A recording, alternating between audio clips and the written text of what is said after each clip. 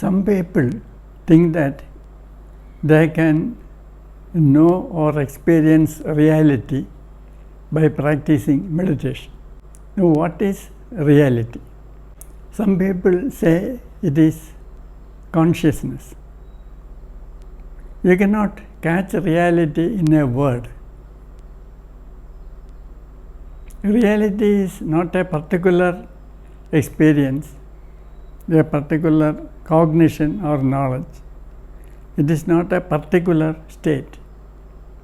It is indeterminateness, and it is not something which the mind can apprehend. It is unconditionality. You cannot reach it by any method of conditioning. Some people think that if you go on repeating a particular word or name, you can reach reality.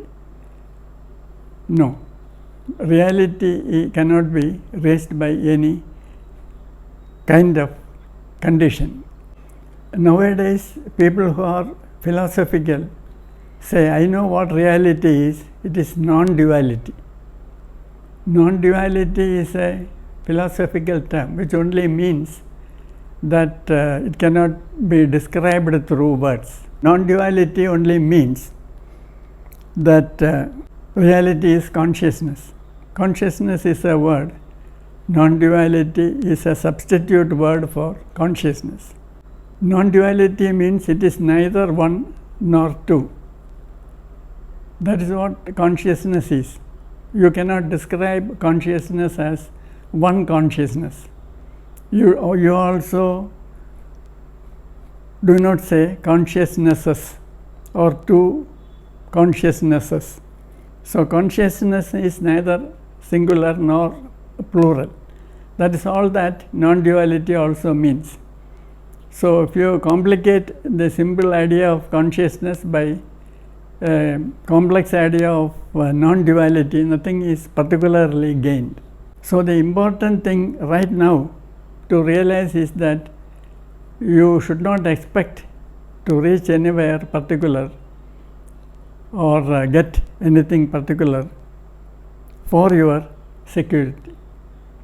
By practicing meditation, you only get rid of your root danger feeling or your feeling of being alienated in a dangerous world.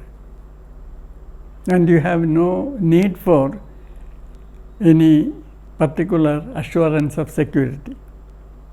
Once I had a very interesting discussion with an old priest. I was invited for a talk somewhere, and the priest told me that man needs an anchor. I said, very true. Man needs an anchor, all right. Then the priest asked me, what is your anchor? Then I told him that I am trying to get rid of the need for an anchor. Then he became very surprised. Is it possible for any human being to live without an anchor or get rid of the need for an anchor? I suppose most people are not able to get rid of the need for an anchor. But if a person gets rid of the need for an anchor, then he should be called enlightened. Then the priest laughed and asked me whether it is possible. Then I said, I think it is possible, and I may have met people who are very happy without any anchor. So I think such people are worthy of being called enlightened. Then the priest asked me, is there any method for reaching that? Then I told him, yes, it is called meditation. Next relevant question is, in order to practice meditation, do you need any qualifications, or do you need any special characteristics to enable you to practice meditation? Yes, the answer is yes. Human beings have three personality components: inertia, activation, and stability. Stability is the general factor of personality. It is the positive quality. And absence of stability can manifest as inertia or activation. So, instability is of two types, the withdrawal type and the aggressive type.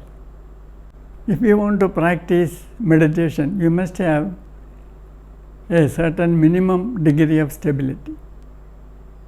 If your personality is characterized by too much of instability, either inertia or activation, you won't be able to meditate. If you are having too much of inertia, that is withdrawal tendency or over defensiveness, then if you try to meditate, you will only fall asleep, or your inhibition will only go up instead of decreasing. If you are of the activation type, that is, you are having too much of restlessness, too much of aggressiveness in your personality makeup, if you try to meditate, your restlessness will only increase. It will not come down. But if you are having some initial level of stability, then stability will increase further by practice of meditation. So, how to know this? So, our method of meditation has a built-in check. So, people who learn to meditate are advised, you watch yourself. If you tend to fall asleep when you try to meditate, you are having too much of inertia.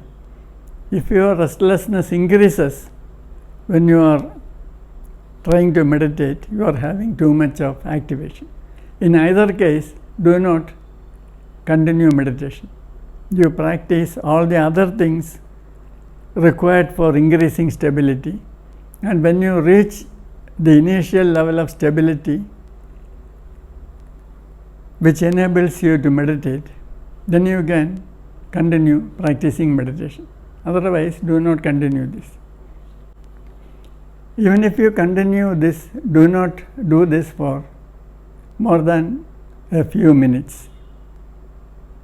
When you find that you are falling asleep or you are becoming more restless, just go away and you correct your lifestyle so that you become more stable.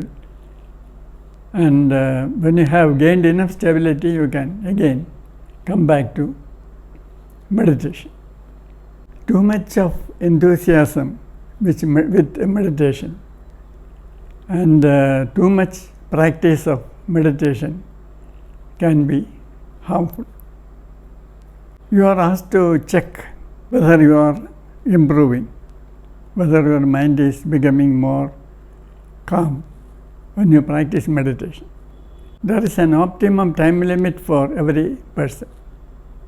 When you practice meditation, you realize where you are standing, how many minutes you can stand this without getting negative effects. So long as you are feeling okay, or you feel that your mind is becoming more and more stable, you can continue. But when you feel that stress is increasing instead of decreasing, you stop. If you find that you cannot meditate at all, you do a little bit of introspection. Why is it that I cannot meditate? One common reason for inability to meditate is guilt feelings. See, we are all born with what is called a conscience. Conscience is an indicator that our actions violate the species code or the code, moral code which is built in your system. We are born with it. It is not a matter of social conditioning. There is an innate moral sense which can be developed or eclipsed through social conditioning, but it is there. Unlike what some psychologists initially thought, guilt feeling is just just not a matter of upbringing. It is something ingrained in the species itself. So if you violate some of these basic moral codes, you may not ordinarily note it, but when you try to meditate, it comes up. You find that the more you try to calm your mind, more agitated it becomes. So you may have to find out where you have contradicted your own nature and make amendments for that, so that you reach an initial level of stability necessary for you to practice meditation. That is why all the different religious systems stress the moral code. So if you have broken the moral code, your system is malfunctioning, and you have to correct that before you can successfully practice meditation.